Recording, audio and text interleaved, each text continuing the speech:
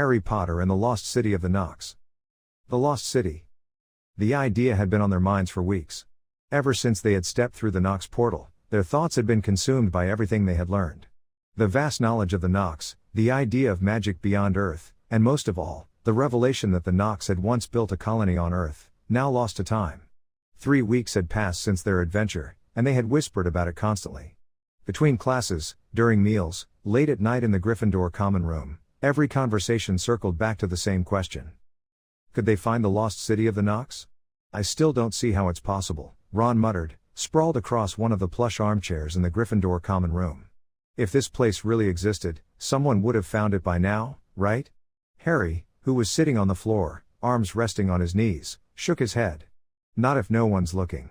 Hermione, perched on the sofa with an open book in her lap, nodded. Harry's right. Think about it, how many people actually go searching for a lost city in the middle of the Forbidden Forest? The Ministry doesn't care, Hogwarts doesn't care, and most wizards barely even know what's out there. Ron still looked skeptical.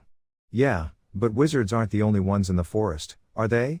You've got centaurs, giant spiders, Merlin knows what else. He gestured vaguely. You'd think somebody would have stumbled across a city. Hermione sighed. If the Nox were powerful enough to create a hidden portal outside of time, they could certainly hide a city. Ron made a face. All right, fine. But how do we find it if no one else has? Harry grinned. We start in the library. Ron groaned. Great. Brilliant. Why do all our adventures start with hours of reading? Hermione gave him a pointed look. Because knowledge is how you solve problems, Ronald. Or how you get a headache, Ron muttered. Searching for maps. The next day, they spent hours buried in books. The Hogwarts library was vast, filled with dusty tomes and ancient records, but searching for information on a hidden city was harder than expected.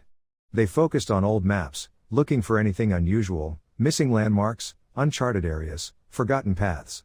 They sifted through countless hand-drawn sketches of the Forbidden Forest, many of them vague or incomplete.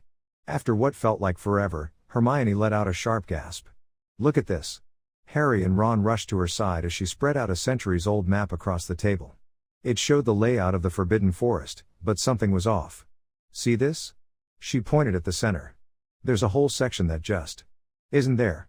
The map showed thick forests, winding paths, and clearings, but directly in the middle, a large blank space sat where there should have been something. Ron frowned. That doesn't make sense. Why wouldn't they have mapped that part? Harry traced his fingers over the missing space. Maybe they couldn't. Hermione nodded. Or maybe they weren't allowed to. They exchanged glances. There was only one person they knew who spent more time in the Forbidden Forest than anyone else. Visiting Hagrid. It was late afternoon when they knocked on the wooden door of Hagrid's hut. Come in. Came his familiar booming voice. The door creaked open, and the warmth of the fire welcomed them. Hagrid, in his massive armchair, was feeding Fang scraps of meat. The boarhound thumped his tail happily at the sight of them. Well, if it ain't my favorite troublemakers. Hagrid grinned. What brings ye around?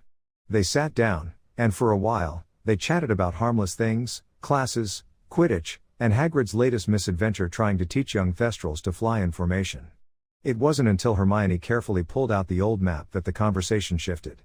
Hagrid, she said, laying it on the table, we were looking at some old maps of the Forbidden Forest. Hagrid leaned in, interested. Oh yeah? What for? We're just curious, Harry said quickly. But we found something strange. Right in the middle of the forest, there's this blank space, like something's missing. Ron pointed at the empty section. You know the forest better than anyone. What's here? The reaction was instantaneous. Hagrid, who had been relaxed and cheerful, suddenly tensed. His big hands gripped the edges of his chair, and his eyes flickered toward the door as if checking that no one else was listening. Now, listen, he said gruffly, ye best leave that part of the forest alone. Hermione frowned. But why? Hagrid's brows furrowed. It's centaur territory, that's why. Ye don't want to be wandering in there. Harry, who had met the centaurs before, knew this didn't quite add up. Hagrid. The centaurs' lands are here. He pointed just outside the blank space. So why isn't there land on the missing part? Hagrid's expression darkened. Because no one goes there. Ron raised an eyebrow. So you're saying even the centaurs don't go in? Hagrid hesitated. Look, he said finally, voice low, I've been in the forest most of my life. There are places in there that are best left alone. That part of the map? He jabbed a thick finger at the blank space. Ain't nothing there, and ya need to stay away. The warning in his voice was unmistakable. For the first time, Harry saw something rare in Hagrid's expression. Fear. And that only made him more determined. A plan is made. As they left Hagrid's hut, Ron blew out a long breath. Well, that wasn't suspicious at all. Hermione nodded. He was clearly hiding something. Harry stared out at the dark trees of the Forbidden Forest, thinking. If Hagrid's warning us off, that means there's definitely something there. Ron sighed. Great. So now we're ignoring Hagrid's advice too? We have to, Hermione said. This might be the only chance we ever get to find the Nox City. Ron hesitated, then finally groaned. Fine. But if we get eaten by something in there, I'm haunting you both. Harry grinned. Tomorrow's Saturday. We'll sneak out at sunrise. Ron nodded. Under the invisibility cloak, right? Of course. As they walked back to the castle, they spoke in hushed voices, already planning their route, what spells they might need, and how they would avoid the centaurs. Deep down, they all knew the truth. They weren't just sneaking into the Forbidden Forest. They were stepping into something ancient, something hidden, something no one had dared to find before. And whatever was waiting for them, they would soon discover it. Into the Forbidden Forest. The Gryffindor common room was quiet in the early hours before dawn. The fire had burned low, sending long, flickering shadows against the stone walls. The castle itself seemed to sleep, its corridors empty, portraits still in their frames, and the usual hum of distant voices silenced by the weight of the night. Harry sat in his usual armchair near the hearth, rubbing a thumb absent-mindedly against the smooth wood of his wand. He had been awake for over an hour, his thoughts restless, his mind running over the possibilities of what they might find today. Across from him, Hermione was curled up in a chair, a small, leather-bound book balanced on her knee.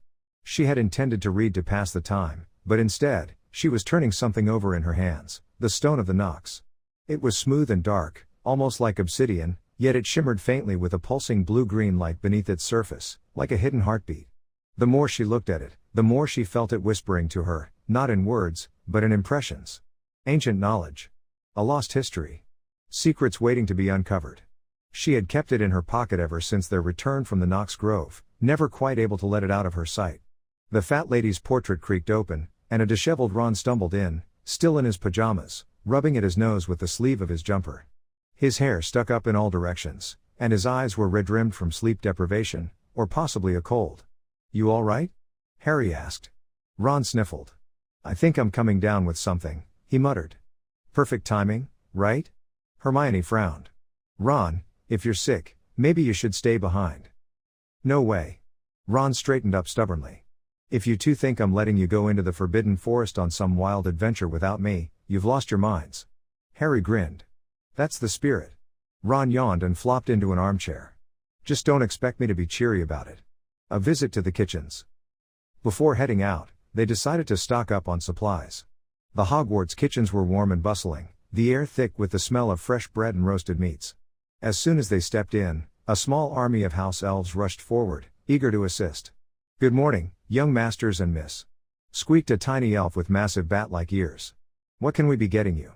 Just some food for the road, Harry said. Something easy to carry. Within minutes, the elves had prepared a neatly wrapped bundle of food, cheese, bread, dried fruit, and a few flasks of warm tea. Ron swiped an extra pastry from a tray on their way out. Well, at least one good thing is happening today, he mumbled through a mouthful of flaky dough. The journey begins. The morning air was crisp and cool, mist curling over the castle grounds. The great towers of Hogwarts loomed behind them as they walked past Hagrid's hut, which was unusually silent. No Fang barking, Harry noted. That's strange.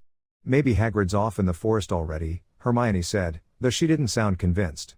They reached the edge of the Forbidden Forest and unfolded their map. The blank space is straight ahead, Hermione murmured, tracing the missing section. We should stick to the main paths at first, then turn east when we reach the first clearing. Ron pulled the invisibility cloak over them, and they stepped into the forest-shadowed embrace. The forest felt different today. The early sunlight filtered through the leaves, casting golden shafts of light onto the forest floor. Yet despite the beauty, there was an uneasy silence in the air. Then Harry felt it. We're being watched, he whispered. They stopped. Ron tensed. How do you know? I just do. Then, in the branches above, he saw it, a huge, jet-black owl with piercing yellow eyes. It perched motionless, staring directly at them. Hermione swallowed. That's not a normal owl. The moment she spoke, the bird let out a soft clicking sound, then took off without a sound, vanishing into the trees. They pressed forward. The trees grew taller, the shadows longer. Then Hermione spotted something. A cluster of strange purple flowers growing from a vine wrapped around an ancient tree trunk. She stepped closer, curious. I've never seen this species before. Ron reached out to touch one. The vine snapped to life, letting out a horrific, ear-piercing shriek. "Run!" Harry shouted. They bolted, crashing through the underbrush as the plant's tentacle-like vines thrashed violently behind them. After several panicked minutes, they finally reached a small clearing, panting. Ron clutched his ears. That thing was horrible. They walked on in silence. The deeper they went, the darker the forest became. The sunlight barely pierced the canopy, and the ground was soft and damp beneath their feet. Then they saw it. A figure, standing between two trees, shrouded in the morning mist. It was tall, unmoving, and completely featureless, a shadow with no face. Hermione's hand went to the stone of the Nox in her pocket, her fingers closing around it instinctively. The moment she touched it, a pulse of warmth ran through her fingers. The mist shifted, as if responding. Then, without a sound, the shadow melted away into the fog. A heavy silence followed. Harry gripped his wand. We need to keep moving. The silence before the storm. They walked for another hour, but something had changed.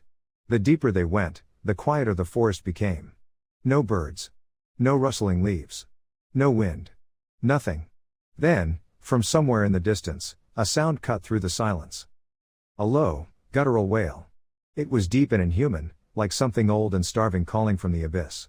Hermione clutched the stone of the Nox, her heartbeat thudding in her ears. Without thinking, they threw the invisibility cloak over themselves and crouched low, holding their breath. Something was coming. And it sounded hungry. For a moment, the forest was dead silent, as if the world itself was holding its breath. Then came a heavy thud, something big moving through the underbrush. Twigs cracked. Branches snapped. Leaves rustled in slow, deliberate movements. Then, it stepped into view. The creature was like a bear, but horribly wrong. Its fur, once thick and majestic, hung in patchy, blood-matted clumps over a skeletal frame. Its ribs stuck out, sharp as daggers beneath its rotting flesh. Deep, gaping wounds carved across its body, as though it had survived battles that should have killed it long ago. But its eyes, its black, sunken eyes, were the worst part. There was something inside them. Something aware. Something old. It sniffed the air, its long, wet snout twitching as it turned toward them. Its breath was thick with decay, steaming in the cold morning air. Beneath the invisibility cloak, they huddled together, barely breathing. Ron's hand trembled against Harry's arm. Hermione squeezed the stone of the Nox in her pocket so hard her knuckles turned white. Then, the bear's empty black gaze locked onto them. It saw them. The cloak wasn't working. A low, guttural growl rumbled from its chest, like the grinding of old bones. It took a step forward, its sharp, clawed paws sinking into the earth. Hermione felt something pulse against her fingers. The stone. A rhythmic throb of light, like a beating heart, pulsed from deep within the stone's surface. Harry grabbed it from her, gripping it tight. And suddenly, the bear froze. The growl died in its throat. Its ears twitched. Its breathing slowed. The dark, frantic energy that had surrounded it like a suffocating cloud dissipated. Its eyes, those horrible, sunken voids, blinked. And for the first time, it looked tired. Like a dying ember of a fire that had burned too long. It gave one final sniff, let out a shuddering breath, then, slowly, it turned and walked away. Through the gloom of the forest, its hunched form melted into the mist, its footsteps growing softer until there was nothing left but the trees. Harry, Ron, and Hermione didn't move. Didn't speak.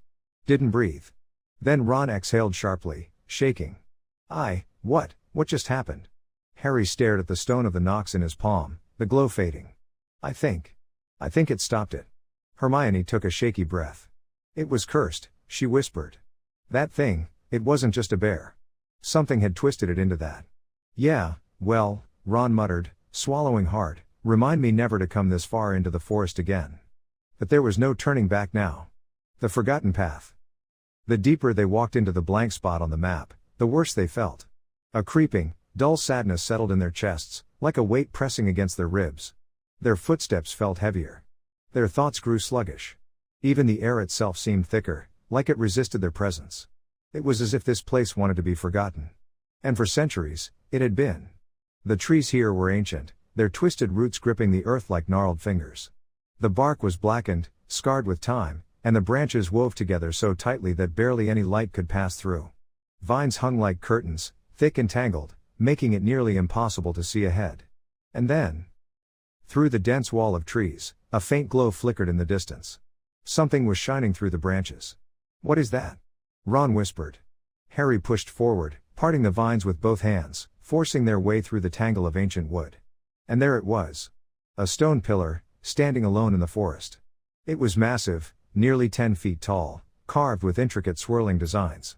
Unlike the forest around it, it was untouched by time, no moss, no cracks, as though it had just been placed there yesterday. No words. No inscriptions. Only the strange symbols, spiraling upward toward the sky. And beyond it, a barrier. They couldn't see it, but they could feel it. A pressure in the air, an invisible force humming just beyond the pillar. Harry took a step forward. And slammed into something solid. It felt like a wall of pure air, stopping him cold. He reached out, his fingertips pressing against nothing, and yet he couldn't pass through. Ron scowled. "Brilliant. We came all this way for a bloody wall?" Hermione pulled out the stone of the Nox, rolling it between her fingers. "I have an idea," she said. Holding it in both hands, she stepped toward the barrier. The stone pulsed, a slow, deep thrum of energy. And then, the barrier rippled. Like water disturbed by a single drop. The air shimmered, bending like heat waves in the desert. The unseen force that had blocked them retracted, folding away like a curtain being drawn. And then, as if they had stepped through a veil, they were inside. The difference was instant. The heavy weight in their chests lifted. The oppressive darkness of the forest vanished, replaced by something warm and alive. They stood in a vast, open clearing, surrounded by rolling green grass. A gentle breeze stirred the air, carrying the scent of wildflowers and fresh rain. The sky above them was a clear, endless blue, though they knew the sky above the forbidden forest had been choked with clouds just moments before. And at the very center, a stone circle, like a miniature Stonehenge. Large, smooth pillars of ancient gray stone stood tall and unbroken, forming a perfect ring around a flat stone platform in the middle. Despite its age, there was no sign of decay. No moss, no cracks. It looked untouched. As if it had been waiting. Ron turned in a slow circle, eyes wide. "Okay. This is officially weird." "No markings," Hermione whispered, running her fingers over one of the stone pillars. "No names. No symbols." Harry stepped onto the platform in the center. For a moment, he swore he felt something stir beneath his feet, a faint hum, like the memory of power long forgotten. Then, suddenly, the wind picked up, swirling the leaves around them. For the first time in hours, they heard something. The soft rustling of leaves. A whisper, carried by the wind. And they realized. This place wasn't abandoned. It was waiting. The air vibrated with an unnatural hum. The moment Hermione pulled the stone of the Nox from her pocket, the ancient stone circle shuddered beneath their feet. The hum grew, deep and resonant, pulsing in time with the faint golden glow now emanating from the stone. The engravings on the great standing stones shifted, as though waking from a centuries-long slumber. And then, the world lurched. The feeling was not quite like apparition, but close, a sudden compression, a pull from inside their chests, followed by a rush of movement that wasn't movement at all. Their stomachs twisted, their ears rang, and for a terrifying moment, they were weightless. Then they hit solid ground. Harry gasped, stumbling forward as the world stabilized. Ron collapsed to his knees, coughing violently, his face pale and clammy. Hermione blinked rapidly, pressing a hand to her head. What just happened?" Harry took a deep breath, straightening. The moment he looked up, his breath caught in his throat. They were not in the forbidden forest anymore. The gloaming sky was gone, replaced by a vast expanse of bright white blue, stretching endlessly in all directions. There was no sun, no clouds, just an ethereal, glowing sky. The mountain in the distance, the one always visible from Hogwarts, was gone. The air was thinner, crisper, carrying a faint, almost metallic scent. Ron got unsteadily to his feet. "Where are we?" Harry and Hermione turned slowly, taking in their surroundings. They stood on a smooth stone pathway, leading into what could only be described as a forgotten city. A massive stone wall encircled the area, ancient yet pristine. Beyond it, open buildings with arched doorways and wide, Glassless windows stretched into the distance, their smooth white surfaces untouched by time. Everything was immaculate, no dust, no overgrowth, as if the city had been waiting for them. Flowers bloomed in vibrant patches along the paths, their colors rich and deep, unlike anything seen in the wizarding world. Purple vines curled around the stone pillars, their leaves shimmering faintly as if reflecting light from an invisible sun. The air was utterly still, yet not lifeless. Something about this place watched them. Ron let out a low whistle. It's beautiful. Hermione's eyes were wide. This is the lost city of the Nox. It has to be. Harry felt his heart pound. But why does it look like someone still lives here? There was no dust. Nowhere. The paths were clear, the plants trimmed, the stone unweathered. And yet, there was no one in sight. They moved carefully through the pathways, stepping beneath graceful stone archways, passing through open plazas filled with strange stone formations, their shapes curved and organic, like waves frozen in time. Inside the open buildings, they found no furniture, only smooth benches carved from the same seamless stone, their surfaces engraved with intricate, swirling symbols. Hermione ran her fingers along one. I think these are learning spaces. Or maybe meditation areas? Ron frowned. No tables. No chairs. No beds. Where did they sleep? Harry was drawn to a tall, spiraling structure with no clear entrance. Instead, it had a single, narrow archway leading inside. The moment he stepped in, a soft blue light pulsed from within the walls, illuminating hidden engravings that had been invisible in the daylight. Hermione gasped. It reacts to us. Harry reached out, but the glow faded, retreating into the stone. This place is full of magic, Hermione whispered. Ron shivered. I think it's full of ghosts. After what felt like an hour of exploring, they reached the largest structure in the city. A great hall, built of the same seamless white stone, its entrance a towering archway. Unlike the other buildings, this one had intricate carvings along its doorway, depicting tall, robed figures with elongated features, standing beneath a sky full of stars. Looks important, Harry said. Ron gulped. Looks cursed. Hermione took a deep breath. Let's find out. The inside of the hall was vast and echoing, its ceiling disappearing into darkness. But it wasn't empty. Against the far wall, arranged in a careful semicircle, stood machines. They weren't like anything Harry had ever seen, tall, smooth, curved, built from dark, polished metal that gleamed in the dim light. Some resembled pillars, others lay embedded in the stone floor, their surfaces covered in symbols that shifted and pulsed faintly. Ron took one look and groaned. Great. More weird stuff. Hermione clutched her robes, stepping closer. I don't think it's just stuff, Ron. I think it's knowledge. Harry felt a pull in his chest. He reached into Hermione's pocket and pulled out the stone of the Nox. The second it left his fingers, the hall exploded with light. A low voice filled the air, speaking in a strange, melodic language. The symbols on the machines shifted, rearranging themselves. Then, suddenly, the voice translated itself.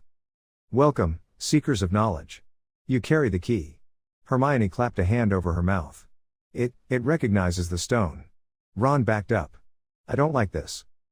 Before he could finish, the voice spoke again. A healer has been called. Your companion is unwell. They froze. Harry and Hermione both turned to Ron, who was shaking slightly, sweat dotting his forehead. Ron swallowed. Okay, now I'm worried. A soft golden glow radiated from one of the machines. Hermione gasped. I think they still have a way to heal people. Harry watched the glowing panel, his mind racing. This place, these machines, they weren't just left behind. They're still working. The symbols shifted again, forming new words. The knowledge of the Nox remains. Shall it be shared? The words pulsed, waiting. Hermione looked at Harry, her heart pounding. This is it. This is why the city is still here.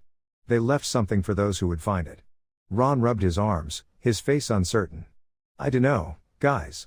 The last time someone used old magic, Hogwarts nearly got leveled. Harry stared at the glowing words, then at the machines pulsing softly in the silence. I think we should say yes. Hermione nodded. We came here to learn. Ron sighed. We're going to regret this, aren't we? But none of them backed away. Harry took a deep breath. And reached for the light. The golden light reached for Harry's outstretched hand. It was warm, gentle, almost alive. Then, just as suddenly, it dissipated, vanishing into the air like mist. A deep, resonant voice echoed through the room. Please wait for the healer. The words faded, leaving only the soft humming of the strange machines behind. Ron shifted uncomfortably. Wait? I thought we were supposed to be learning things. Hermione frowned. I think the city's magic is still active, it's treating us like visitors. It must have sent for a Nox healer because it couldn't identify what was wrong with you, Ron. Ron sniffled. It's just a bloody cold. Hardly worth summoning an alien medic. Harry looked around, feeling the weight of the ancient place settle over him. The walls pulsed faintly, as if the city itself was breathing, waiting. I don't think we have a choice, he said. Let's have a look around while we wait. The Hall of Memory, as Hermione decided to name it, was a vast chamber. The walls were smooth and curved, lined with machines that seemed more like organic sculptures than anything man-made. The stone floor was unmarked, its surface warm to the touch, and the air carried a faint scent of something like fresh rain and growing plants. On the far end of the room, a tall archway led to another corridor, bathed in a soft blue light. The corridors were silent, except for the occasional flicker of symbols shifting along the walls. Ron hesitated near one of the machines. You think these things are still working? Hermione bit her lip. I think they've been waiting for someone to activate them. Harry ran his fingers along one of the panels. It feels like this place is awake now. A sudden noise made them all spin around. A voice, deep and calm, came from behind them. I must admit, I did not expect to see you here. They whirled to see a tall figure standing in the entrance of the hall. Eldrin, the old Nox they had met through the portal, stood with his hands folded behind his back, his piercing blue eyes studying them with mild surprise. His long silver hair flowed over his shoulders, and the glowing patterns on his robe shifted subtly as he moved. Harry, Ron, and Hermione froze, unsure how he would react to them finding the city. After a long pause, Eldrin smiled faintly. Curiosity is a powerful thing. It leads to wisdom. But also to danger. Hermione swallowed. We didn't mean to intrude, but... Eldrin lifted a hand. No need to explain. If you found your way here, then perhaps you were meant to find it. He glanced around the hall, his expression thoughtful. This city has remained hidden for centuries. Its knowledge was left behind, forgotten by time. Yet now, it awakens. That is not coincidence. Harry frowned. But, where are we? This doesn't feel like the Forbidden Forest anymore. Eldrin chuckled. Oh, but you are still in the forest. You simply cannot see it. Ron blinked. What? Eldrin gestured around them. This city is protected by an illusion barrier, one woven from magic older than your kind has ever known. No one can see in. No one can see out. Hermione's breath hitched. That's why this place was missing from the maps. It wasn't just lost, it was hidden. Eldrin nodded. Indeed. It has remained concealed for centuries, untouched by time, waiting for those who seek knowledge. His eyes flickered to Ron. But the city did not recognize your ailment. That is why I was called. Ron flushed. It's just a cold. Nothing serious. Eldrin stepped closer, studying him. Then, with a slight movement of his fingers, he gathered the air between his hands. A soft green glow radiated outward, wrapping around Ron like a gentle mist. Ron stiffened. Wait, what are you?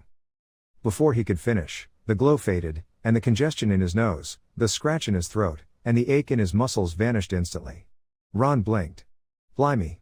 Eldrin simply nodded. You are well now. Ron touched his face in shock. Why can't wizards do that? Eldrin's lips twitched in amusement. Because your kind relies too much on wands. Before they could ask more, soft footsteps echoed from the hallway. From behind Eldrin, a tall, slender woman stepped into the room. She was Nox, like Eldrin, but younger. Her dark auburn hair was braided with strands of silver, and her golden robe shimmered faintly. Her eyes, a deep shade of violet, regarded them with curiosity. Eldrin turned to her. You are just in time, Naya. Naya inclined her head. So these are the ones who found their way here? Harry, Hermione, and Ron exchanged glances. Hermione hesitated. Are you going to teach us? Naya smiled slightly. If you are willing to listen. Eldrin nodded at them. She will guide you now. I must return to my duties. Harry frowned. How did you even get here? Eldrin met his gaze. The Nox do not require gates to travel. Our means are older. Hermione gasped. Portkeys? Eldrin shook his head. More advanced. Ron gaped. You can just jump between planets? Eldrin only smiled, and before they could ask more, he began to glow. A faint, silver light enveloped him, shimmering like liquid stardust. Then, in the blink of an eye, he faded from sight, leaving behind nothing but silence. Ron let out a deep breath. Okay. That's just not fair. Naya watched them with mild amusement. Your food smells unusual. Harry looked down at the simple bread and cheese they had packed. Naya tilted her head. Do you wish for something healthier? Before they could answer, she lifted her hand. A gentle wave of golden energy shimmered in the air. In an instant, their simple meal transformed. The bread became a fragrant flatbread with delicate herbs, the cheese changed into a creamy, spice spread, and beside it appeared bowls of bright, fresh fruit unlike anything they had ever seen. Ron's jaw dropped. Okay. That's really not fair. Hermione sniffed one of the fruits. It smelled sweet and citrusy, but unfamiliar. What is this? Naya sat gracefully across from them. It is a fruit from our world. Your bodies will find it nourishing. Harry took a bite. The burst of flavor was indescribable, like honey and vanilla, yet cool and crisp like an apple. Ron took a cautious bite. His eyes widened. Okay. I take it back. This is better than fair. As they ate, Naya regarded them thoughtfully. This place was chosen for a reason. It was meant as a refuge, a sanctuary. For a time, we used it well. Hermione's mind was racing. How long? Naya's expression was unreadable. A short while. Naya watched them silently as they ate, the soft golden glow of the hall reflecting off her violet eyes. After a long moment, Hermione swallowed and hesitantly asked, You said your people used this place for a short while. But how long exactly? Naya folded her hands together, considering her words carefully. We lived here for 54 seasons. Hermione frowned. Seasons? Do you mean years? Naya shook her head. No. A season to us is longer than a single year in your time. Hermione's brows furrowed as she quickly did the math. Then, how long is 54 seasons in our years? Naya gave a soft, knowing smile. Just over 1,200 of your years. Ron nearly choked on his fruit. 1,200 years? That's a short time for you? Naya tilted her head slightly, her expression calm. For the Nox, yes. We are older than your kind. We live much longer than humans. Harry leaned forward, intrigued. How long does a Nox usually live? Naya seemed almost amused by their reactions. A Nox may live up to 23 seasons before our time naturally comes to an end. Hermione's mouth fell open slightly. 23 seasons. She calculated quickly. That's about 500 years. Ron let out a low whistle. Blimey. That's ancient. Naya's eyes twinkled in amusement. To you, perhaps. Harry still had 100 questions swirling in his mind. Why Earth? Out of all the places you could have gone, why did your people choose this planet? Naya exhaled softly, as if she had been expecting this question. The Nox have always sought peaceful worlds, untouched by great wars or the dangers of advanced civilizations. Earth was young then, its people were scattered, primitive. The forests were vast and untouched, and the energy of this planet was gentle. Hermione nodded slowly. So you came here because it was safe. Naya's expression darkened slightly. At first, yes. We used this place as a sanctuary, a place to study, heal, and observe. But over time, things changed. Harry leaned in. What happened? Naya's gaze turned distant, as if remembering something painful. Over the 1,200 years we stayed, we saw your kind evolve. You grew, built villages and cities, formed cultures, and discovered magic. But you were also reckless. Hermione's brow furrowed. 3,500 years ago. Humans would have still been in the Bronze Age. They wouldn't have had proper civilizations yet. Naya nodded. Indeed. They were primitive in knowledge, but they were also curious and restless. They fought amongst themselves, waged war, and destroyed what they built. That was one of the reasons we left. Harry frowned. But why? If you had magic far beyond ours, couldn't you have helped people? Naya's gaze turned sharp. That is not our way. Hermione bit her lip. Because of your philosophy? Naya gave a small nod. The Nox do not interfere. We observe, we learn, but we do not alter the course of another civilization. Ron scoffed. Even if they were suffering? Naya's lips pressed together. There are always those who suffer. If we interfered every time we saw pain, we would be rulers, not watchers. Harry frowned, thinking about it. He wasn't sure he agreed. After a long pause, Hermione asked, But you didn't just leave the city behind, did you? Naya shook her head. No. We did not abandon it, we simply put it away. In case we ever needed it again. Harry raised an eyebrow. Needed it for what? Naya's eyes darkened. That. is a story for another time. The room fell into silence, the hum of the ancient machines filling the space. Hermione glanced at Harry and Ron, then back to Naya. So if your people left, what happened 160 seasons ago that made you leave for good? Naya exhaled, as if the memory weighed heavily on her. That is complicated. But it was a time of great change, both for us and for the world around us. Something happened that made this place no longer safe. Ron shuddered. Safe from what? Naya didn't answer immediately. Instead, she studied them carefully, as if weighing how much to reveal. Then, finally, she said softly, from ourselves. A heavy silence fell over them. Harry, Hermione, and Ron exchanged uneasy glances. Whatever had happened here, whatever had driven the Nox away 160 seasons ago, was something they weren't sure they were ready to hear. But one thing was certain. This place still held secrets, and they were only beginning to uncover them.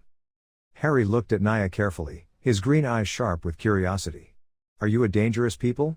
Naya tilted her head slightly, considering the question. Dangerous is a matter of perspective. Ron crossed his arms. Sounds like something a dangerous person would say. Naya gave him a soft, knowing smile. Let me put it another way, do you fear the centaurs in your forest? Hermione nodded immediately. Of course. They can be unpredictable. Harry added, they're not evil, though. Naya's smile widened. Exactly. The Nox are not aggressors, nor do we seek power. But we are not defenseless. Ron frowned. So you could fight, if you wanted to? Naya hesitated, then finally said, the Nox value life above all else. To take a life, even in self-defense, is a failure in our eyes.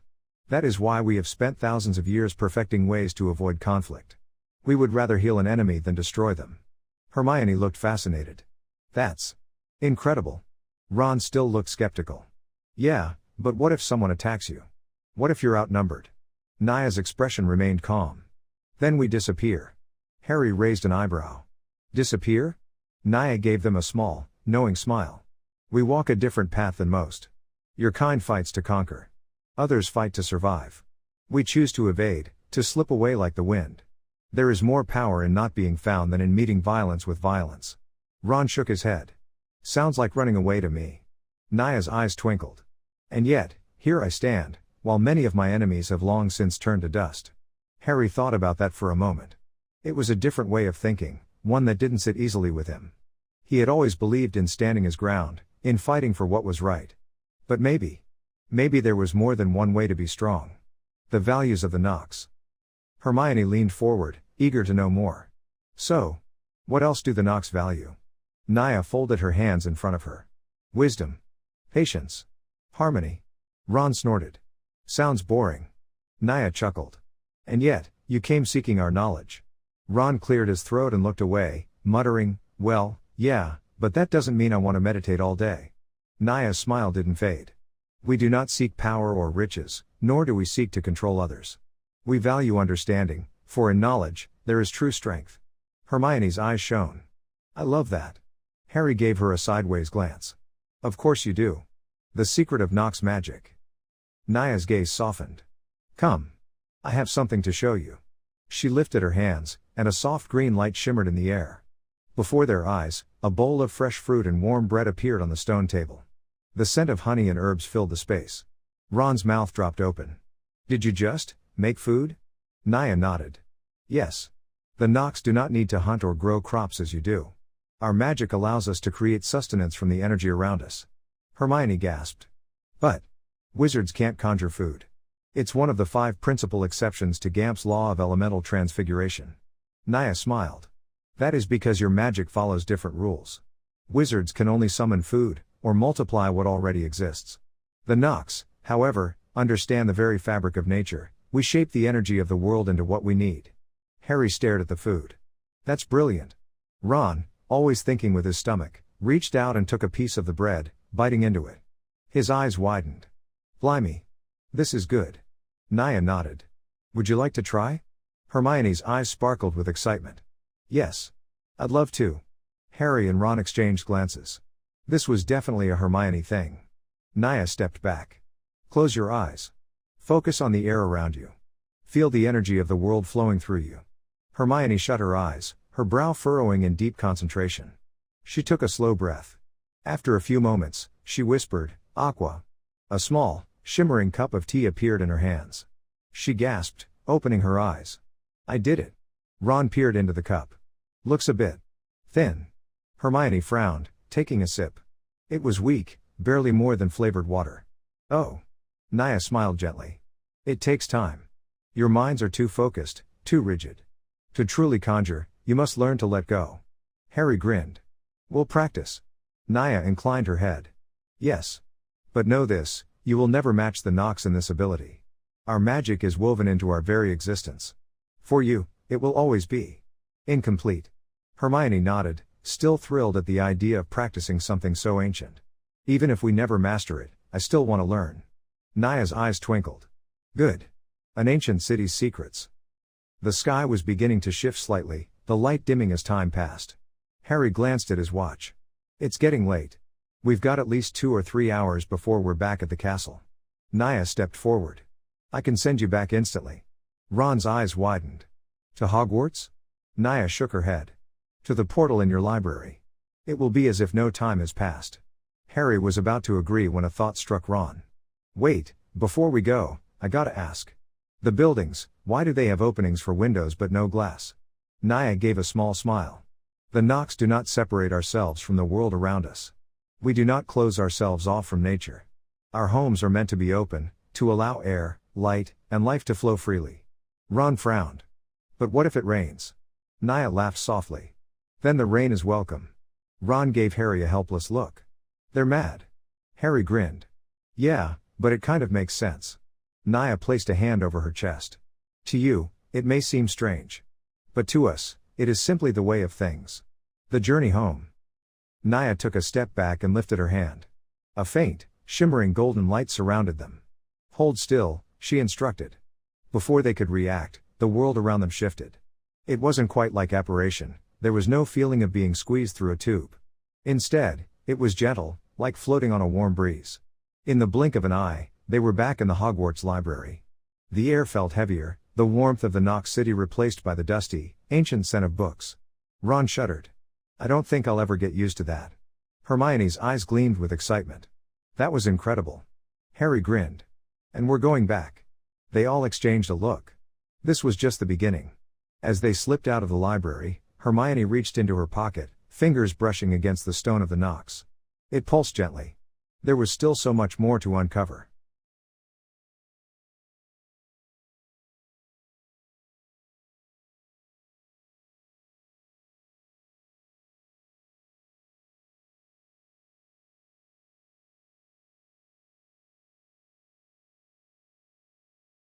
Thanks for listening. Please do subscribe.